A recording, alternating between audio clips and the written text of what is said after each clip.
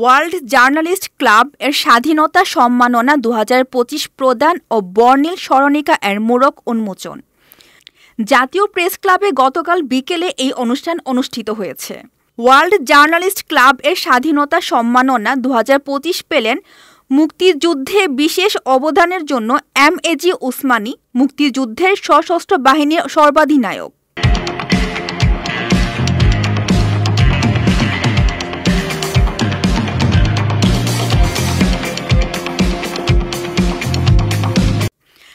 আজীবন সম্মাননা মরণোত্তর, মুক্তিযুদ্ধে বিশেষ অবদানের জন্য লেফটেন্যান্ট কর্নেল জাফর ইমাম বীর বিক্রম।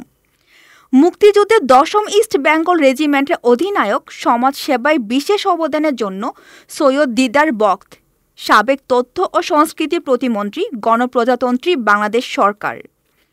সাহিত্য ও চলচ্চিত্রে বিশেষ অবদানের জন্য বাংলাদেশের সাহিত্য ও চলচ্চিত্রের উজ্জ্বল নক্ষত্র জহির রায়হান। প্রশাসনে বিশেষ অবদানের জন্য এ.এফ.এম. সুলাইমান চৌধুরী।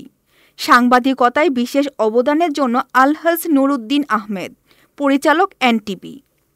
মুক্তিযুদ্ধে নির্যাতিত বীরাঙ্গনা নারীদের সেবাদান ও জনস্বাস্থ্যে বিশেষ অবদানের জন্য ডাক্তার হালিদা হানুম আখতার।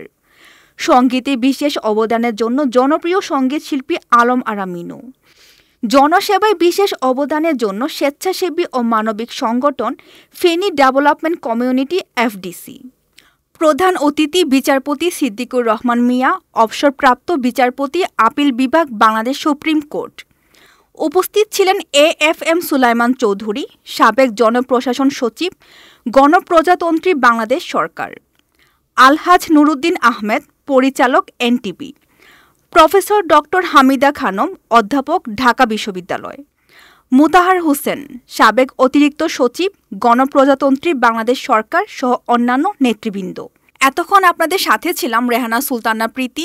পরবর্তী নিউজ আপডেট পেতে চোখ রাখুন news24bd.net এর ফেসবুক পেজ এবং ইউটিউব চ্যানেলে।